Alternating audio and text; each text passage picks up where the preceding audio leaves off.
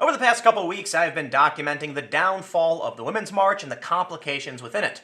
I want to first point out I have tremendous respect for those willing to call out the anti-Semites at the highest levels of the Women's March. And for those that aren't familiar with what happened, basically the gist of the story is, since the inception, the first meeting in which these group of activists came together to form the organization known as the Women's March, since then, they knew at the highest level they were a group of the most prominent activists, essentially, within the organization were anti-Semites who held extremely weird conspiracy theories about the Jews.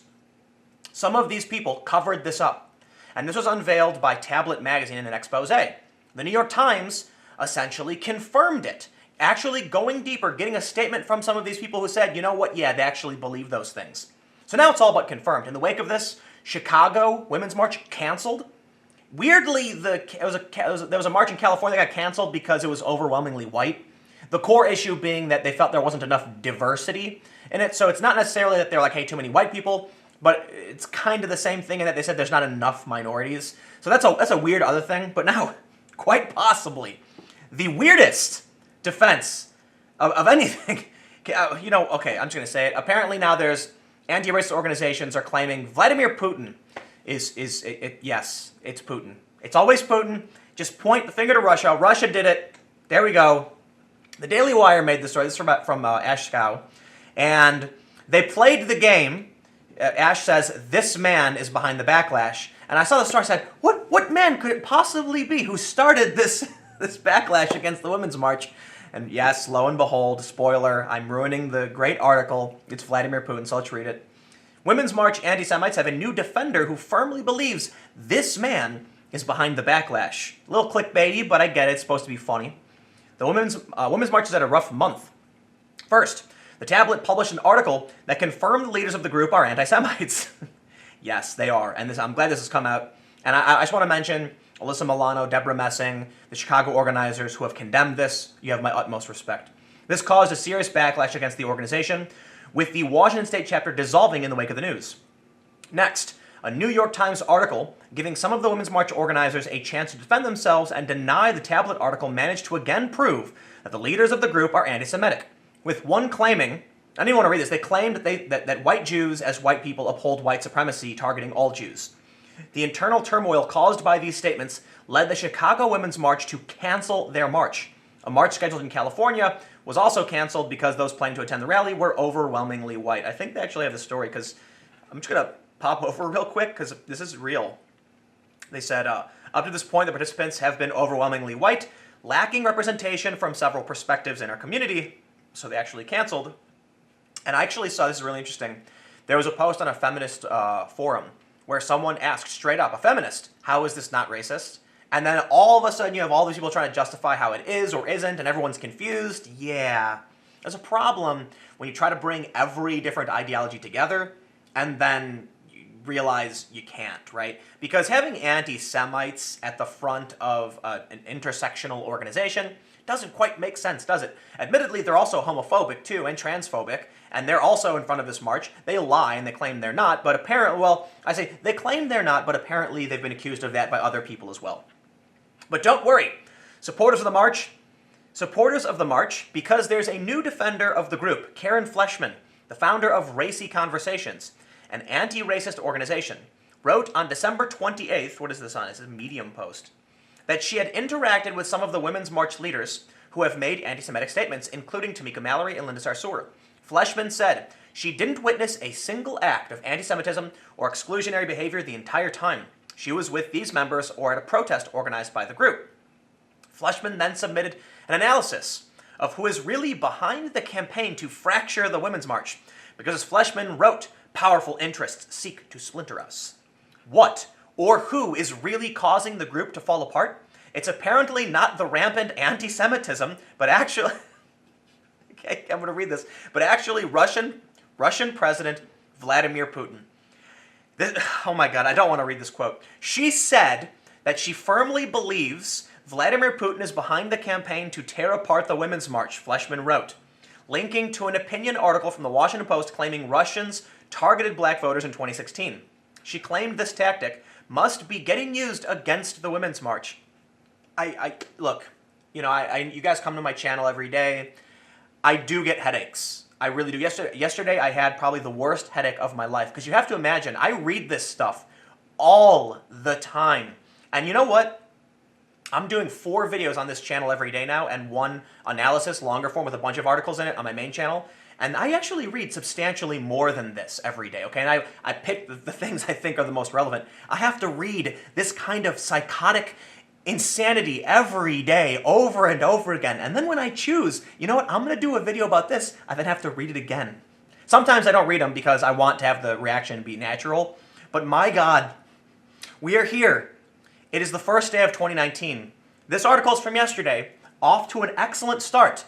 Vladimir Putin, oh my God, let's read it. Fleshman's post predictably received a backlash, so she added an addendum that didn't make things any better. This is getting really hard to read.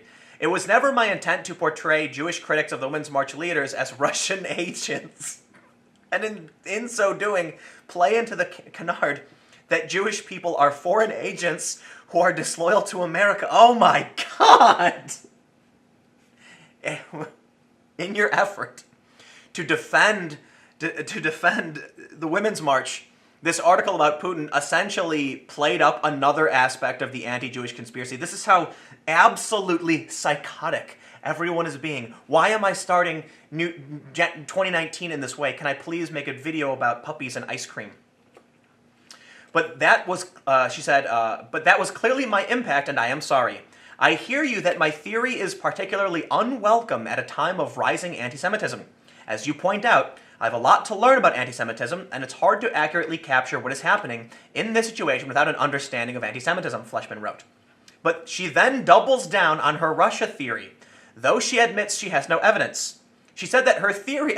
You notice I avoid reading these quotes? That's how crazy they are, because someone's going to clip that's out of context and then attribute it to me. No, she said her theory is that following the patterns above, Russians are fomenting anti-Semitic violence through social media, while simultaneously trying to fracture the Women's March along perhaps the biggest fault line in our society, between women of color and white women, to shore support for Trump and Republicans and break up our coalition. My God. But don't worry. She wrote she's not saying Jewish women's claims of anti-Semitism among Women's March leaders lacks legitimacy. Too bad that's exactly what her theory does. Can I? Okay, all right. Just slow down for a second. She said, they're trying to fracture the Women's March along perhaps the biggest fault line in our society, women of color and white women. Are you joking? That's the biggest fault line? I mean, come on. If you said between people of color and white people, maybe. If you said the left and the right, or liberals and conservatives, but this is such a weird, hyper-focused, first of all, the Russian narrative, it's basically fake. I mean, at this point, there was basically the scandal that happened just recently where Democrats were caught pumping up the numbers of Roy Moore in Alabama with bots that had Cyrillic text, like Russian alphabet, in their bios. So journalists saw the bots and went, look at all these Russian bots. First of all, journalists, how stupid do you have to be to see a Twitter account with a Russian name and Cyrillic alphabet and not realize it's actually a manipulation? But these guys got caught, and this organization, they're the ones who actually have the data on tracking Russian bots. Yes, they were tracking Russian bots while simultaneously using bots that they made and were caught using to create a false smear campaign against a Republican. So you want to talk to me about that? I'll just say straight up, the Russian bot narrative seems to be almost completely fake at this point. Now, come on. We know the Russians do weird things like this. The U.S. does it too. Basically, every nation is engaged in some kind of campaign, and the U.S. and Russia are better at it than others. But you have people who are so entrenched in conspiracy theories that when you actually are confronted by the New York Times telling you, and the New York Times is not perfect, but I mean, come on. When they come out and say, you know that story about how the Women's March are anti-Semites? Yeah, we basically confirmed that. You immediately go, well, hold on, New York Times. You mean to tell me that Alyssa Milano and Deborah Messing, 2 famous actresses who have called it the Women's March, are actually acting at the behest of Vladimir Putin?